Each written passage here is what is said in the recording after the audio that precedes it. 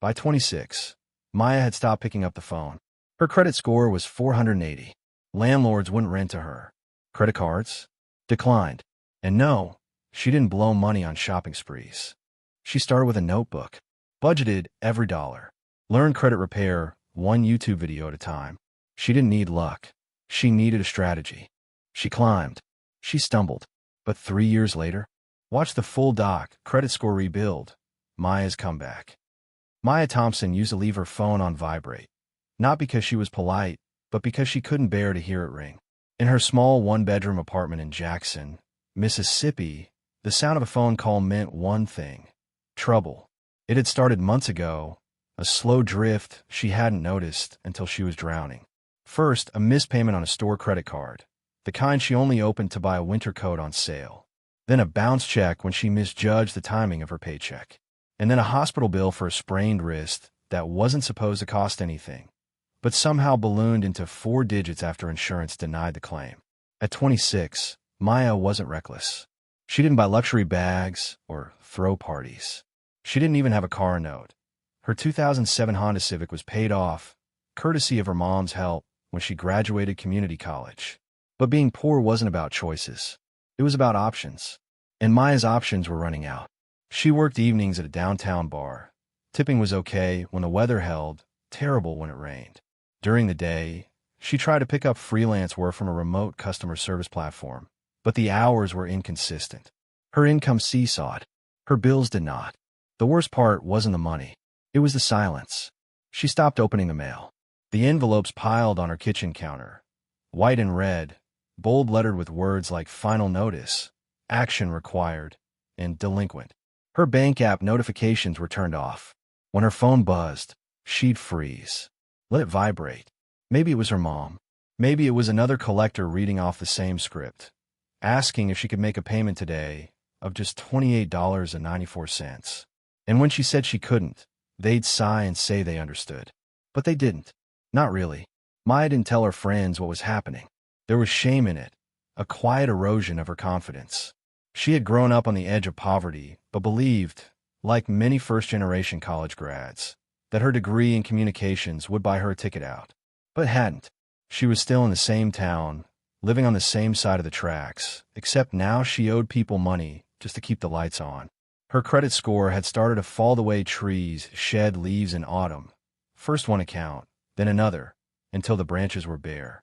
She remembered the exact number of the day she checked: 480. It hit her like a diagnosis. Not just bad, devastated. That number meant closed doors. It meant no before she even asked. No apartment. No car upgrade. No credit line increase. No peace. And yet, she kept working. That was the most tragic part of it all. She wasn't lazy. She wasn't irresponsible. She just didn't make enough.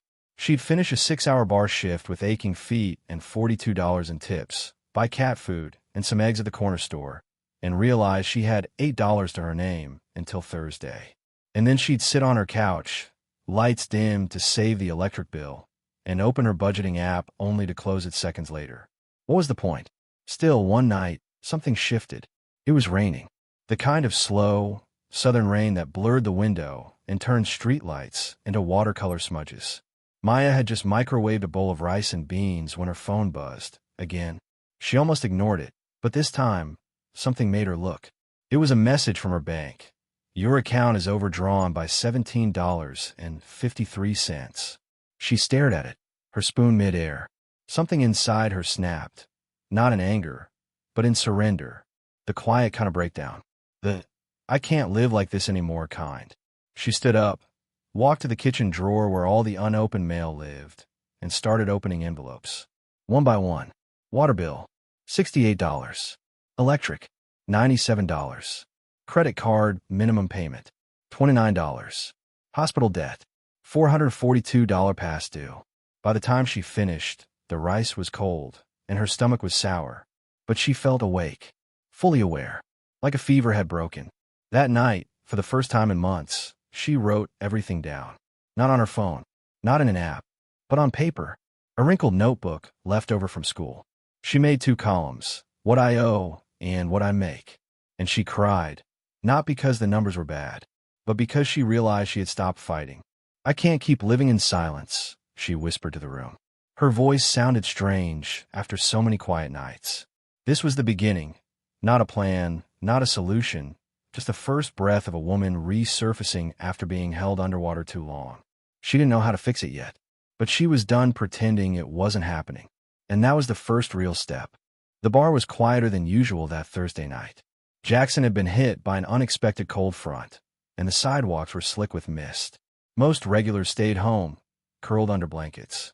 But Maya was behind the counter anyway, apron on, polishing a set of cloudy glasses, and trying not to think about the envelope she had tucked in her bag. A disconnection notice for her electricity, warning her that unless $126.18 was paid by Monday, she'd be lighting candles. She wasn't supposed to be working that night. Someone had called out, and she needed the hours. She hadn't even had time to eat before her shift. Her stomach growled softly as she lined up the salt and pepper shakers along the bar. That's when she noticed the woman. She looked out of place, maybe mid-50s, with the kind of quiet confidence that comes from not needing to prove anything. Simple blazer, natural curls, sipping a soda with lime. No phone in hand. Just sitting, thinking, watching. Maya wasn't sure why she struck up a conversation. Maybe because there were so few customers. Maybe because she was hungry for something other than survival. Cold night to be out, Maya said, offering a gentle smile. The woman smiled back, eyes warm. Sometimes I like to get out of the house. Quiet places help me think. Maya nodded. Well, we're definitely quiet. There was a moment of silence. Comfortable, not awkward. You live nearby? The woman asked. Yeah, about 10 blocks. Walked in tonight. Hard winter coming. I hope your place is warm. Maya hesitated. That simple comment pierced through her carefully constructed wall. She didn't want pity, but something in the woman's tone wasn't judgmental. Just human. Trying to keep the lights on first, Maya muttered, a half laugh escaping her lips. He'll have to wait his turn. The woman's gaze softened. You managing okay? It was a dangerous question, one that could spiral into shame. But Maya didn't dodge it. I'm surviving. Credit score's wrecked. Bills are past due. I work 2 jobs, but it feels like I'm chasing a leak in a sinking boat. The woman nodded, not surprised, not shocked, just understanding. You remind me of myself, she said finally. I was 25 when I first realized I was broke, not just broke in the bank account, but broke in how I thought about money. Maya blinked. What changed? The woman smiled. Someone told me 3 things. First, your credit score isn't who you are. It's a symptom, not your value. Second, debt is loud, but your plan has to be louder. And third, you can't fix everything at once, but you can fix the next thing. Maya absorbed the words slowly. What do you do now? She asked, almost afraid of the answer. I teach financial literacy for nonprofits, the woman said, setting her soda down. Been doing it for 2 decades. I used to be just like you. Bar back, waitress, single mom. One day, someone gave me a budgeting book, and I read it during my bus rides. Maya stared, mouth slightly open. What's your name? Angela, the woman replied. And I want to tell you something. She leaned forward. The system isn't built for you to win. It feeds on confusion. It wants you to think this is your fault. But what they don't expect, what scares them, is when someone like you starts learning the rules. Maya swallowed hard. Something in her chest cracked open. I don't even know where to start, she admitted. Angela nodded. Then start with this. She reached in her purse and pulled out a folded piece of paper. It was a handout, black and white, nothing fancy, but it had 4 sections: budgeting, credit building, debt negotiation, and financial literacy resources. I give these to women I meet who remind me of myself. There's a podcast on there, a YouTube channel, and a free budgeting worksheet. If you're serious, use it. If you're not ready, that's okay too. Maya took the paper like it was gold. Angela continued. I'm not telling you it'll be fast. It won't be. But I will tell you this. You can go from 480 to 700. You can rebuild. 1 bill, 1 call, 1 decision at a time. The bar stayed quiet. The ice in Angela's glass melted. A Billie Holiday tune played softly in the background. Maya tucked the paper into her apron pocket. I'm gonna try, she whispered. Angela smiled. That's all it takes. Before she left, Angela left a $20 bill under her glass. The soda had cost $3. Later that night, After closing, Maya walked home in the cold, her breath clouding in the air. Her fingers were stiff, but in her pocket, the paper felt warm. She got home, turned on her kettle, and spread out the handout on the table under a dim lamp. It wasn't a miracle. It wasn't money, but it was hope. And sometimes, that's where the rebuild begins. The next morning started with the scent of stale coffee and the sound of hesitation. Maya sat at her kitchen table, the same table where she used to sort coupons with her mother, back before the eviction, back before credit cards, and back before the constant balancing act of being broke while pretending not to be. Now, it held different items: a pen, a wrinkled notebook from the back of a drawer, and Angela's printout, the one from the bar, now slightly smudged from being crammed in her apron pocket. She hadn't touched her phone yet. No checking Instagram. No responding to texts. Just the silence of a cold apartment and the soft hum of the fridge, which was mostly empty. She opened the notebook and stared at the blank page for a long time. Budgeting. The word felt heavy. Intimidating. It sounded like something rich people did with spreadsheets and financial advisors. Not something for someone who barely made enough to keep her phone turned on. But Angela's voice echoed in her mind. You can't fix everything at once. Just the next thing. So Maya drew a line down the middle of the page and labeled the two columns like a teacher had taught her in 5th grade math: in and out. For the first time in years, she was going to put her entire financial reality, no matter how ugly, on paper. In. She started with what came in. Not a lot. Bartending job. $480 per week, on good weeks. Freelance braiding on weekends. $100/week. Occasional babysitting gigs. $60/month. She added it up. About $2,140 per month, give or take. It shocked her. She had no idea she was pulling in over $2,000. Why did it feel like she never had anything left? Out. Now came the hard part, where the money went. She tried to list everything, no matter how small or shameful. Rent, $750. Utilities, electric, water, $190. Phone, $85. Food, groceries plus occasional takeout, $250. A gas/bus, $110. Debt payments, minimums $240. Subscriptions, Netflix, Spotify, Hulu, $42. Vet bills still unpaid, $60 per month. Late fees, often $30, $60 depending on the month. Untracked spending. That last line made her pause. Untracked was the black hole. Coffee here, gas station snacks, random beauty supply runs, tips for Uber Eats drivers when she couldn't cook after a double shift, a birthday gift for her sister, the emergency copay for her sinus infection last month. She rounded up and guessed another $300, $400 in random spending. Total out, around $250 for $100/month. She stared at the numbers. She was going backward. Every single month. No wonder it felt like she was drowning. That realization didn't feel like shame. Not this time. It felt like a diagnosis. And with a diagnosis, you can build a treatment plan. She flipped the page and wrote in big block letters. Budget goals. Month 1. 1. Stop the bleeding. Cut any expenses she could today. Netflix gone. Hulu gone.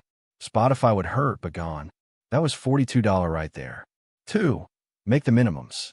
No skipping any debt payments, no matter how tempting. Missed payments hit her credit score worse than balances. 3. Track every dollar. She drew a grid for daily spending and taped it to the fridge. Anything she spent, even $1, had to be recorded. 4. Emergency buffer. If she could cut down spending by $100 this month, she could start building a mini emergency fund. Just $50 would be a win. 5. No shame days. 1 day per week where she wouldn't beat herself up about not making enough progress. Recovery was not a straight line. She exhaled. That last one mattered most.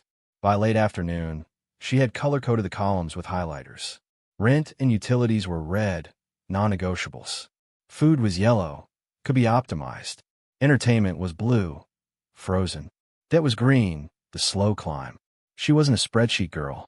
She needed to see it, to write it by hand, to cross things off with a pen like her mom used to do on shopping lists. She felt different. Lighter? No, not exactly. But for the first time, the weight had shape. It wasn't just this invisible monster clawing at her every month. It was a list. A list could be worked through. She texted Angela a thank you message, then downloaded the budgeting podcast the handout had mentioned. That night, while folding laundry, she listened to 2 full episodes about zero-based budgeting and the avalanche method of paying down debt. It felt like she had opened a new door in her mind. A budget wasn't a restriction. It was a rebellion. Against chaos. Against generational confusion. Against the shame of not knowing. This was control. A paper and a pen were her first weapons in a quiet war. The first test came quickly. The next day, a coworker invited her to brunch. "It's only like $20, she said casually. "We haven't hung out in forever." Maya almost said yes automatically. But then she remembered the $240 in debt minimums. The blank fridge. The paper taped to the wall. "I'm down to hang," Maya replied. "But can we do a free park walk or bring your own lunch thing? I'm on a budget reset." Her friend paused, then smiled. "Girl, I need that too. Let's pack something and go by the lake." Just like that, the stigma cracked. Maybe she wasn't the only one pretending. That night, Maya wrote in the bottom corner of the page, "Day 1, budget started. I feel scared, but I also feel powerful." The paper didn't solve her problems, but gave her a mirror. And for the first time, she saw not just the mess, but herself standing tall in the middle of it. It had been 3 weeks since Maya started her budget. 3 weeks of counting every dollar, of resisting brunches and impulse beauty buys, of walking past the corner store where the cold Coke and bag of chips used to call her name after a long shift. She had officially canceled 4 subscriptions and negotiated her phone bill down by switching to a prepaid plan. She started meal prepping, even if it just meant peanut butter sandwiches and rice bowls for the week. And somehow, she had managed to stash away $60 in a small envelope taped inside her kitchen cabinet. Her quiet money, she called it. Emergency only. But now, standing at the leasing office, she realized none of that mattered. The woman behind the glass window looked up at her over tortoiseshell glasses, blinking slowly. "I'm sorry, but the application was denied." Maya felt her stomach drop. "Can I ask why?" The woman turned the paper over, tapping a highlighted line. "It's the credit score, honey. Our minimum is 620. Yours is, well, not quite there."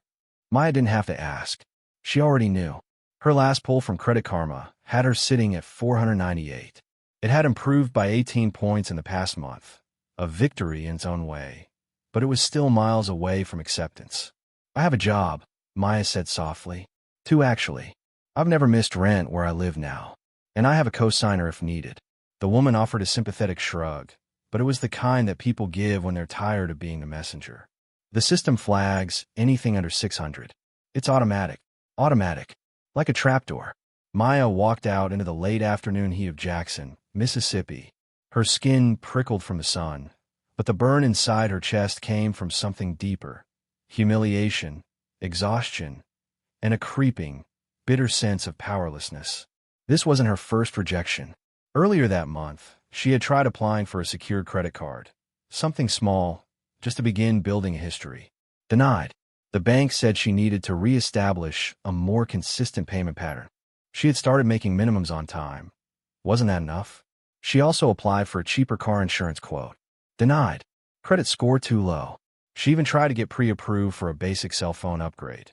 Not because she needed it, but because her current phone cracked again. Denied. Each no chipped away at her motivation. Each automated rejection made it feel like no matter what she did, her past would keep dragging her backward. Like credit was some kind of permanent tattoo, not a solvable equation. That night, she sat in bed with her knees pulled to her chest, scrolling forums and Reddit threads with titles like, "Denied even with perfect on-time payments, why? How long until a credit score recovers? Can you rebuild credit without new accounts?" One comment stuck with her. It read, "Credit is like trying to get a job with no experience. You need credit to build credit, but no one will give you credit without credit. So you hustle on the side until someone gives you a shot." Maya stared at that for a long time. That's what this was, hustling for someone to give her a shot. She made a decision then, one that would define the next phase of her journey. She wasn't going to let the system ignore her just because the algorithm didn't like her file. The next day, Maya returned to the leasing office. She brought in printouts of her last 6 months of rent payments from her current place. She highlighted every on-time transaction. She brought her last 3 pay stubs. She brought a letter from her current landlord, a woman who, to Maya's surprise, agreed to write her a short reference praising her responsibility. The receptionist looked surprised to see her again. "I know I was denied," Maya said, "but I'm not just a number. I'd really appreciate if you gave these to the property manager. I'm not asking for a miracle. Just a second look." The woman hesitated. "It's usually automatic. Just let them see this," Maya interrupted. "That's all I'm asking." She didn't hear back for a week. She didn't expect to. But something had shifted in her. She started viewing every no, not as a verdict, but a clue. She requested her full credit report from all 3 bureaus using annualcreditreport.com. It took 2 hours to read through all the pages, but she went line by line, highlighting inaccuracies. There it was, a duplicate account listed twice. An old cable bill she swore she had paid. A medical collection that never should have gone into default because Medicaid had covered it. She filed 3 disputes that night. She also signed up for Experian Boost, connecting her utility payments to at least try to influence her score in the meantime. Her hope wasn't in miracles anymore. It was in documentation, in proof, in the grind. A few days later, she got a voicemail. "Hi, this is Ms. Franklin at Greenfield Apartments. We reviewed your additional documentation.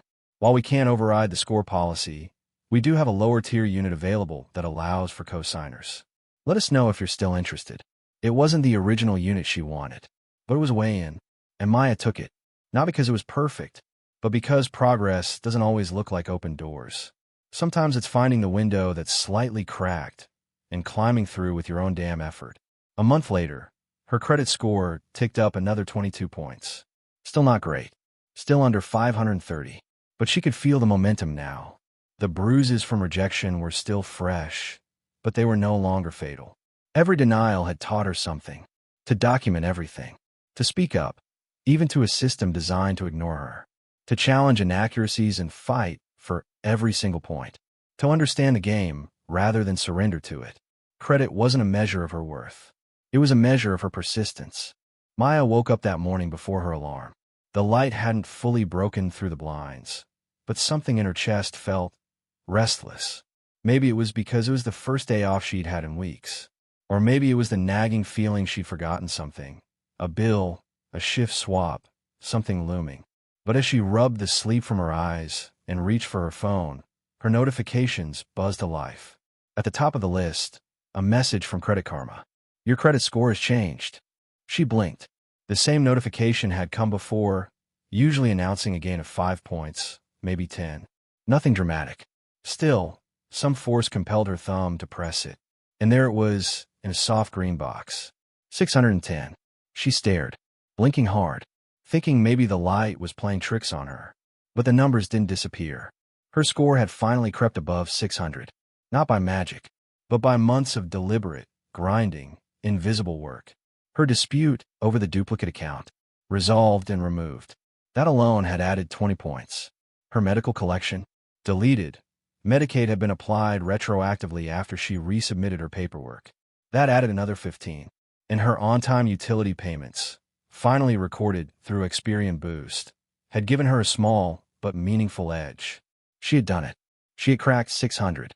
She sat up, fully awake now. Her oatmeal sat cooling on the stove. Her cat rubbed against her ankle, but Maya just stared at the screen, her breath caught between joy and disbelief. Because this wasn't just about a number. It was what the number meant. 600 wasn't some magic fix. She still had work to do. But this was the first time the system acknowledged her effort. It felt like she was finally surfacing from underwater and taking a full breath. She had lived with a 480 score for so long that she forgot what it felt like to believe change was even possible. Now, she had proof. She called her mom. 610, Maya said softly, not needing to explain. There was a pause on the other end of the line, and then her mother's voice cracked. "I knew you'd do it, baby." It wasn't the proud kind of "I told you so." It was the kind that understood the sleepless nights, the skipped dinners, the stress and nosebleeds Maya never even mentioned. It was the kind of pride that came from watching someone fall flat and still show up the next day. "I think I can get a better apartment now," Maya said. "You will." her mother replied. But Maya didn't want to stop there. She was already thinking ahead. She made a list that day, a list she titled, Credit Moves I Can Make Now. Open a secure credit card. With her score now past 600, the odds were better. She chose a card with no annual fee and set the deposit herself, just $200. The goal? Put one small expense on it monthly, like her Spotify subscription, and pay it off in full. Credit utilization, payment history, the basics, now playing in her favor. Set up auto pay for her student loans. The pause was ending, and she didn't want another delinquency dragging her back down. By enrolling in auto pay, she also got a slight interest reduction. Apply for rent reporting. She'd read that third-party services could report her rent to the credit bureaus. It wasn't retroactive, but every little bit helped. Ask for a credit limit increase. Eventually. Not now, but maybe in 6 months. A higher limit, responsibly managed, would improve her utilization ratio. She taped the list to her fridge. Not as a goal, but as a plan. Later that week, she checked her secured card application. Approved. And when she received it in the mail, she ran her thumb across the embossed letters of her name. It wasn't fancy. The limit was laughable compared to the average American credit line. But it was hers. On her terms. Earned, not granted. She put the card in a small case she labeled, Only for Progress. It wasn't for emergencies. It wasn't for temptation. It was a tool, nothing more. At work, Maya noticed something else shifting. She smiled more. She didn't feel the same weight pressing down when coworkers joked about moving or when someone passed around a group order menu. Because quietly, behind the scenes, she knew she was building. Rejection had been loud. Progress was quiet, but it was happening, inch by inch. One night, while journaling, she wrote, I used to think fixing my credit meant sacrificing everything. But really, it's about seeing every decision as a vote. Every time I say no to something impulsive, I'm voting for future me. Every time I track my spending, or show up to work, or dispute something unfair, I'm casting another vote. It's not about perfection. It's about persistence. She underlined that word twice. Persistence. That's what 610 meant. Not wealth, not arrival, but proof of effort. Measurable, tangible. And with that confidence, Maya made a phone call she had dreaded for months. She called her old leasing company, the one where she broke her lease 2 years ago. They still showed a $470 balance on her credit report. She didn't dispute it, but she also couldn't pay it all at once. So she asked for a settlement. To her surprise, the rep offered her a deal, $280, and they'd report the account as paid settled. She hesitated. That was almost all her quiet money. But after a night of pacing, she made the payment. Because if there was one thing she knew now, it was this. Progress wasn't always comfortable. Sometimes it cost more than it felt worth. But every bill paid, every step taken, was one more brick laid in the foundation she was building. 610. It wasn't the finish line, but it was her first win. And for Maya, that made all the difference. By now, Maya had learned one of the most uncomfortable truths about the financial system in America. It's not built to teach you. If you didn't grow up hearing terms like utilization rate, derogatory mark, or age of credit, then the whole system might as well be written in another language. One that punishes silence. One that preys on confusion. But Maya? She was no longer silent. And she was done being confused. If she had made it to a 610 credit score, then the next step wasn't just survival. It was strategy. So she went all in. It started with YouTube videos. Late at night, curled up on a thrifted couch, she binge-watched creators with usernames like Credit Coach Carla and Budget Like a Boss. She took notes in a dollar store notebook, writing down every acronym, every tip, every chart. She learned that credit utilization, the ratio between what you owe and your available credit, should stay under 30%, ideally under 10% for better growth. That hard inquiry stayed on her report for 2 years, but their scoring impact faded after 12 months. That length of credit history was like wine. The older, the better. That mix of credit types, revolving credit, installment loans, etc., made up 10% of her score. None of this had been taught in school. She had learned how to find the slope of a line, but not how to check if a collection was valid. She could write a 5-paragraph essay, but had never been shown how to set up auto pay. But that was the past. Now, every lesson became fuel. She created a spreadsheet.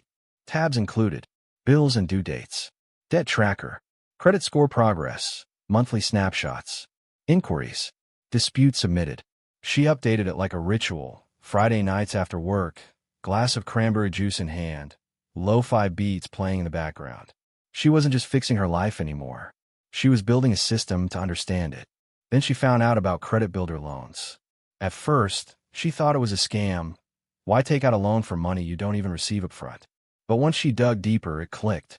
You borrow a small amount, $300, maybe $500, which is held in savings account while you make monthly payments toward it.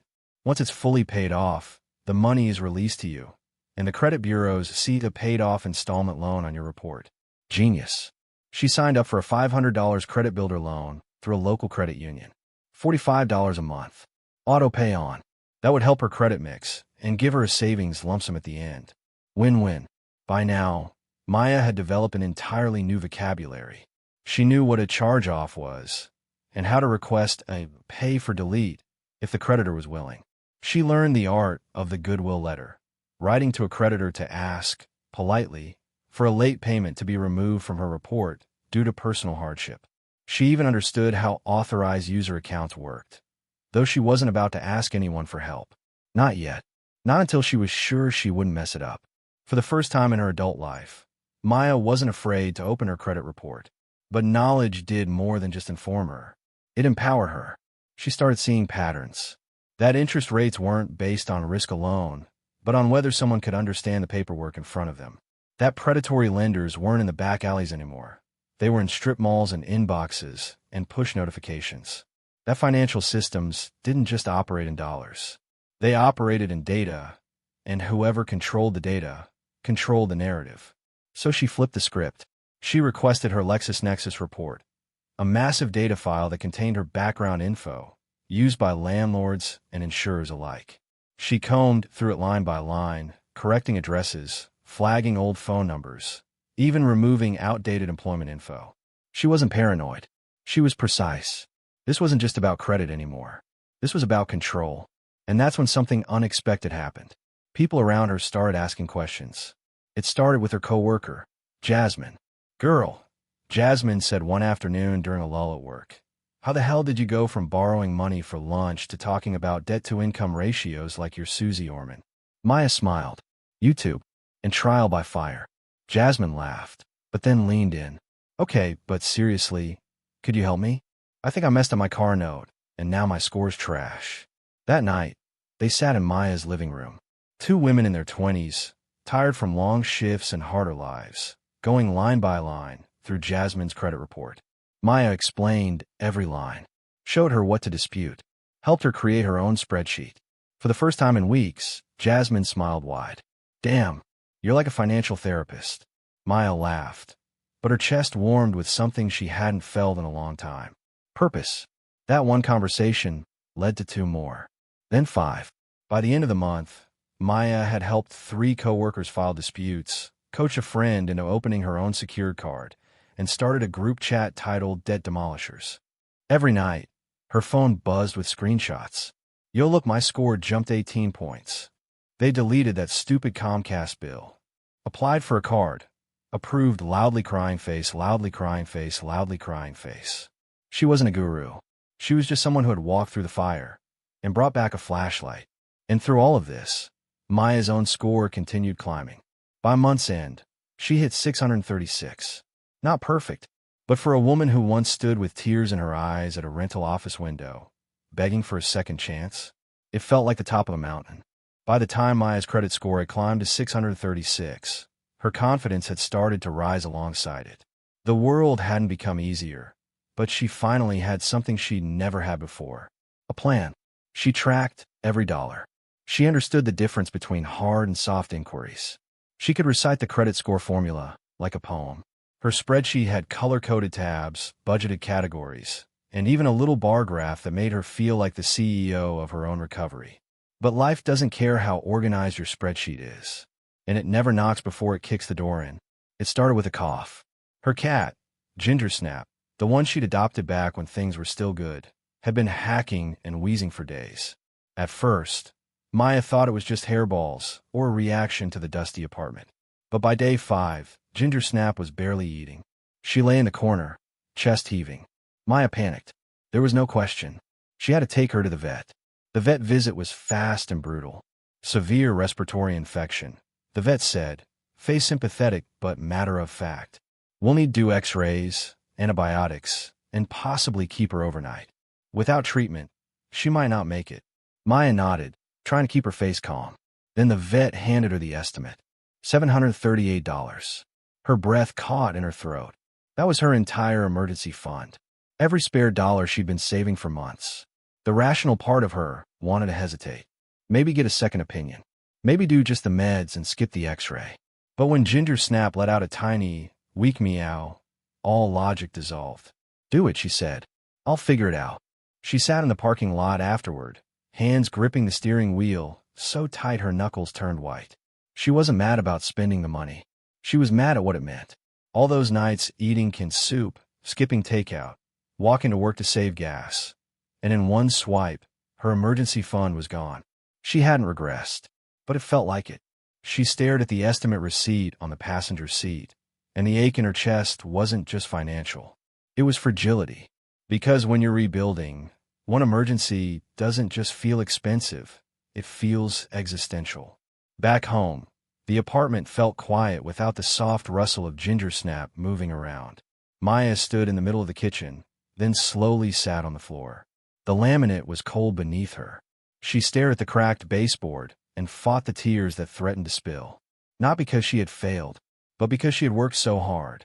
She had done everything right. Every sacrifice, every repayment, every letter to creditors, all of it had been building toward stability. And still, here she was, one bad week away from zero again. But somewhere between the silence and the ache, a different voice stirred in her head. The old Maya would have panicked, would have overdrafted a debit card or taken out a payday loan to cushion the blow. But this Maya had a system. And she had something else, too. She had resilience. She opened her laptop, pulled up the spreadsheet. Tab by tab, she reviewed the damage. Yes, the emergency fund was empty. But her rent was already paid. Her utilities were budgeted. Her next paycheck was only 6 days away. She could make it. Barely. But she could. And then she did something that the old Maya would have never thought to do. She added a new line to her spreadsheet. Emergency fund. Restart. Goal. $1,000 by 3 months. She adjusted the formulas. Lowered her eating out budget. Moved clothing from $20 to $0. She would rebuild. Again. Because this was a real test. Not how she handled good news, but how she responded to bad. Ginger Snap came home 2 days later, eyes brighter, body stronger, walking like she owned the place again. Maya cried when she saw her, not because she was healed, but because she was worth the setback. There are some expenses that don't need justifying, some losses that prove how human you are. Later that week, Maya shared the story in her Debt Demolishers group chat. They rallied around her like a digital army. "Girl, you're a damn hero for not touching your credit cards. You kept your score safe and your cat alive. That's queen behavior." You know what? I'm up in my emergency fund goal too. Inspired AF. And that's when it hit her. This wasn't just her journey anymore. She had become a light for others, even when her own candles flickered. That night, she made a Canva graphic that read, "Your emergency doesn't mean you failed. It means your system was there to catch you. Keep going." She posted it to her Instagram story with the caption, "Back to square one, and still proud." 2 weeks later, something incredible happened. A woman she didn't know messaged her.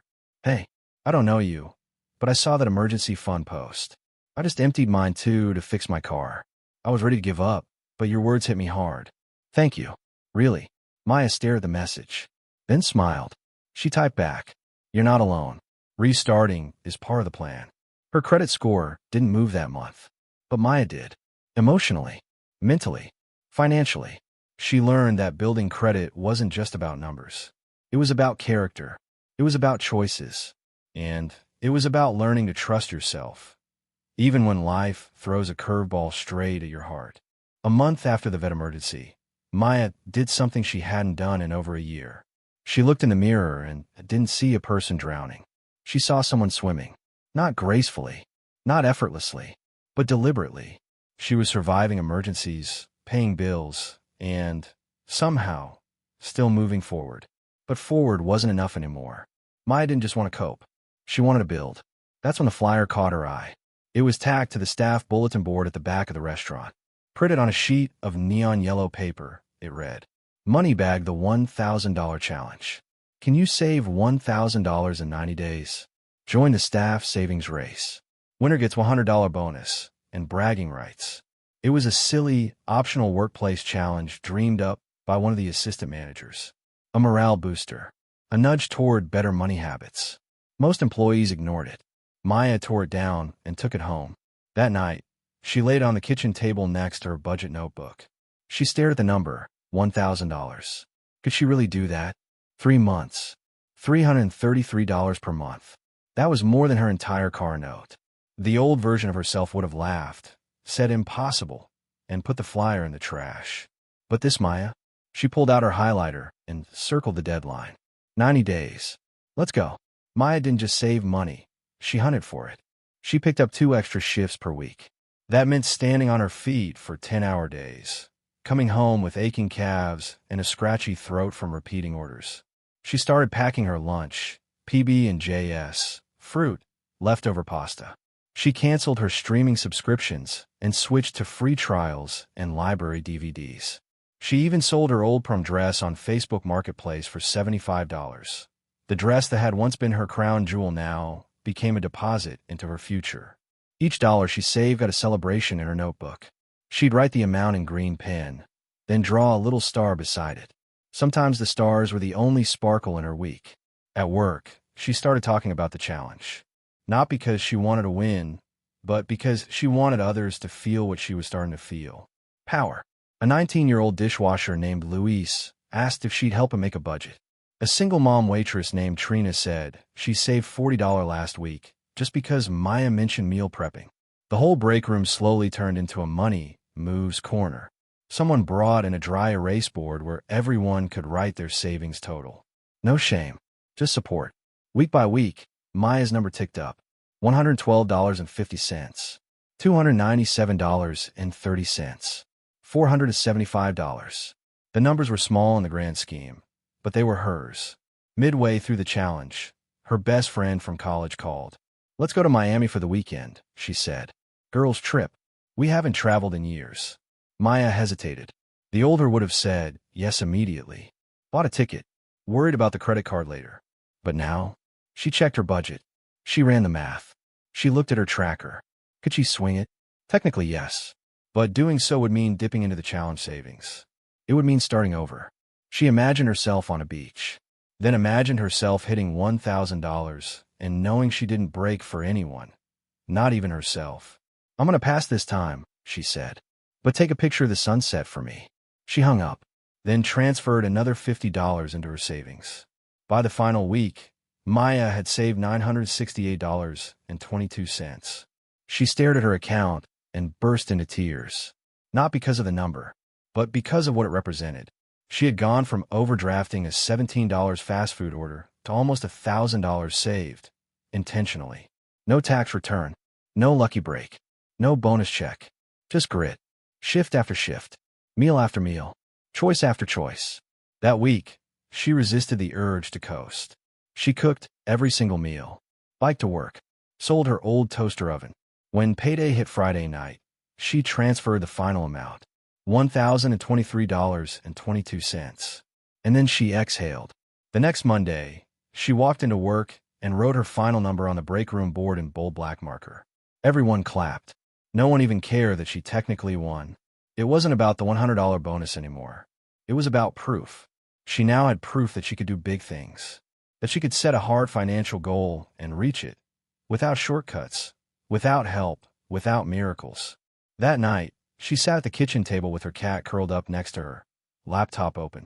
She logged into her savings account and renamed the balance. Freedom Fund. It wasn't just emergency money anymore. It was decision power. It was peace. She opened her journal and wrote, "I'm not just surviving. I'm building. And I'm proud of how far I've come.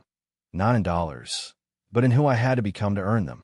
2 days later, the restaurant's general manager pulled her aside.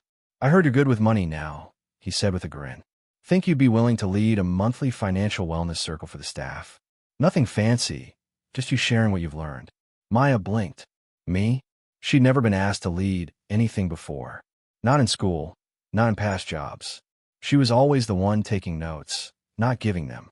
But she remembered Luis. She remembered Trina. She remembered how this challenge had sparked something in all of them. She smiled. I'd love to. And just like that, Maya's recovery wasn't just hers anymore. It had become a movement, $1 at a time. Maya held the key like it might disappear. It was small, worn, a little scratched. But it wasn't just metal. It was proof. Proof that she was no longer being shut out.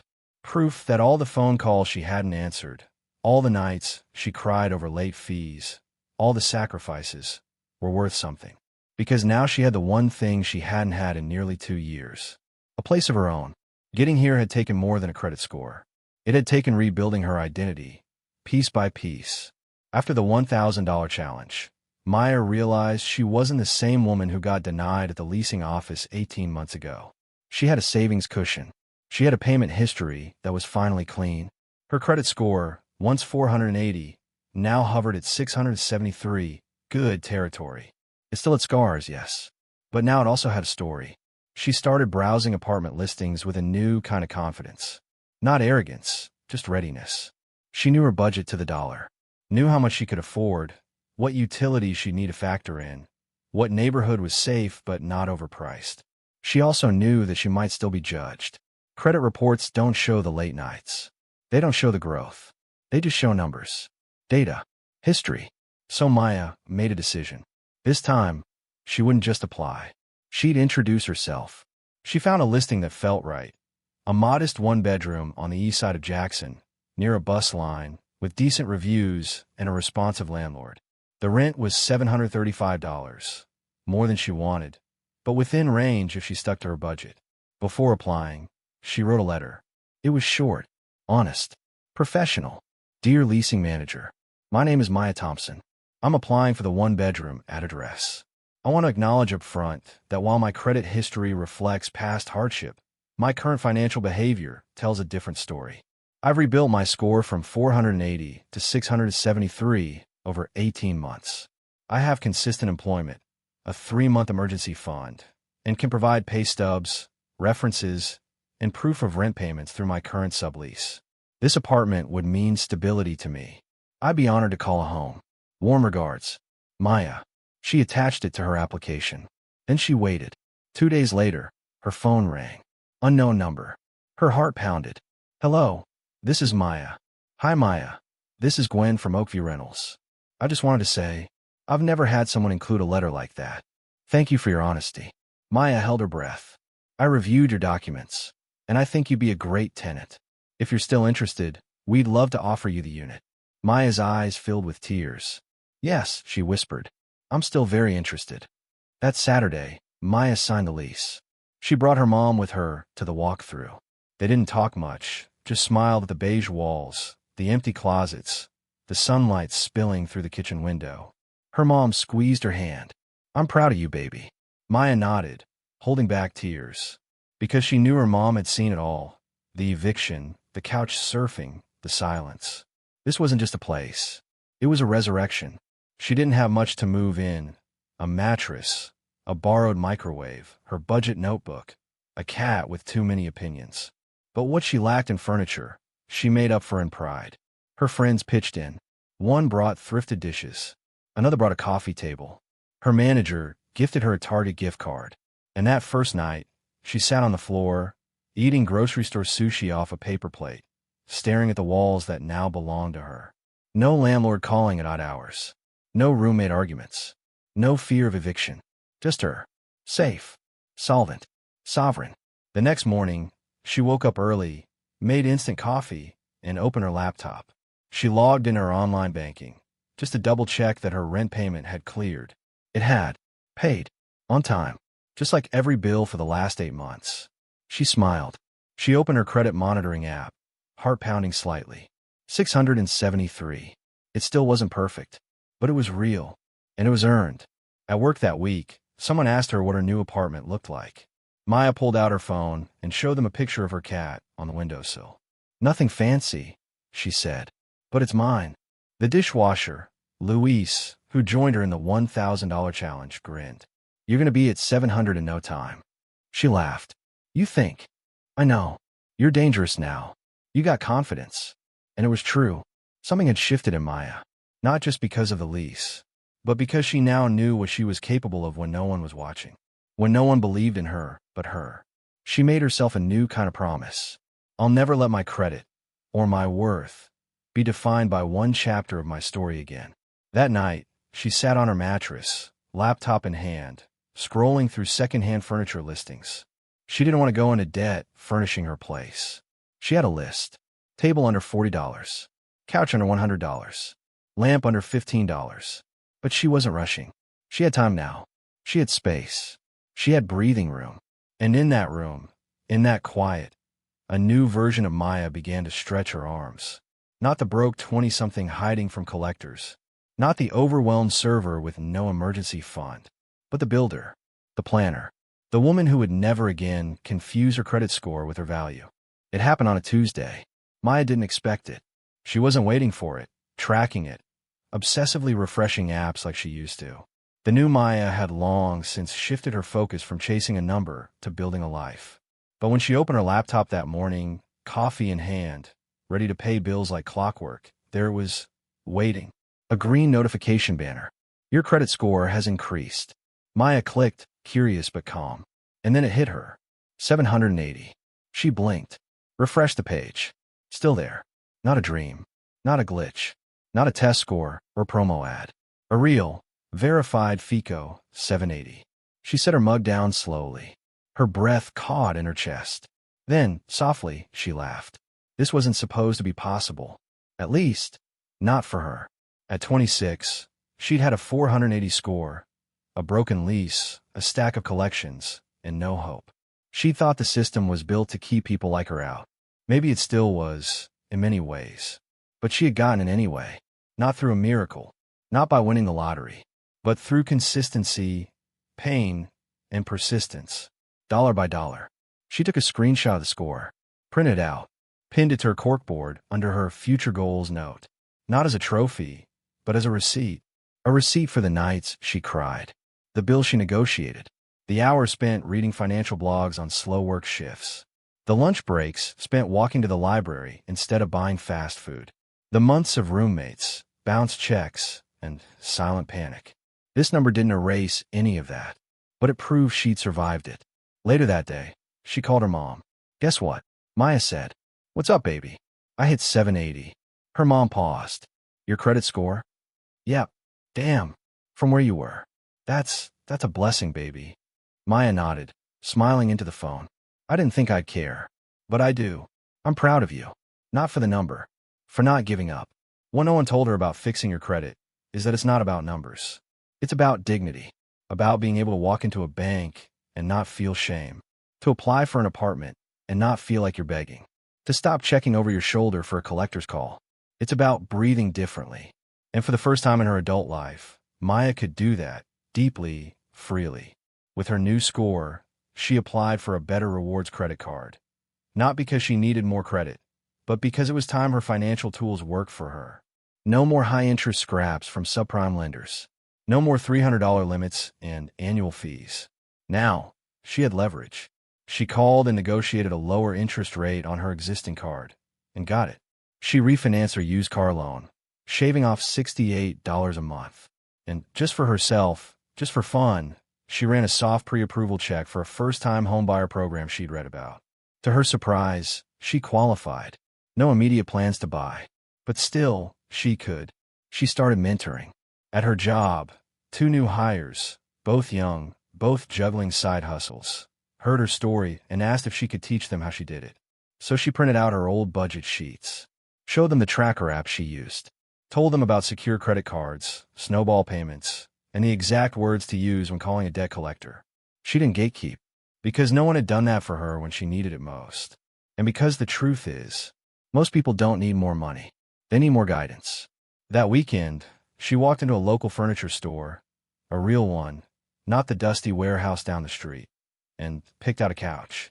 It wasn't fancy, but it was firm, soft gray, and came with a warranty. She paid in full. No financing. As she stood at the register, receipt in hand, she thought back to her first apartment, where she'd eaten cold noodles sitting on an upside-down laundry basket. She thought about the Maya who cried in front of the vet bill, terrified she'd have to give up her cat. She thought about the girl who once Googled, how to disappear when you can't pay rent. That Maya still lived inside her. But now, she also had this version. The one who didn't flinch when the card reader beeped. The one who had choices. Back home, she sat on the new couch, cat curled beside her, and wrote in her journal. June 18th. I did it. Not just a number. I fixed my mind about money. I trust myself now. I forgive myself. Never again will I confuse my credit score with my worth. I am priceless. And I'm just getting started. She closed the journal, sipped her coffee, and smiled. Because the number wasn't the goal. Freedom was. And now, she had it. Maya didn't win the lottery. She didn't get a miracle bailout. She got her life back, one hard decision, $1, 1 month at a time. If her story reminded you of your own, you're not alone. And you're not stuck forever. The climb back is real, and it starts small. White heavy checkmark subscribe for more real stories of financial transformation. Loudspeaker drop a comment. What's the one financial win you're most proud of, no matter how small? Play button, watch next. How a single mom paid off $120,000 in debt in 5 years. Streaming now. Because here on Dollar by Dollar, we don't chase quick hacks. We build back, one choice at a time.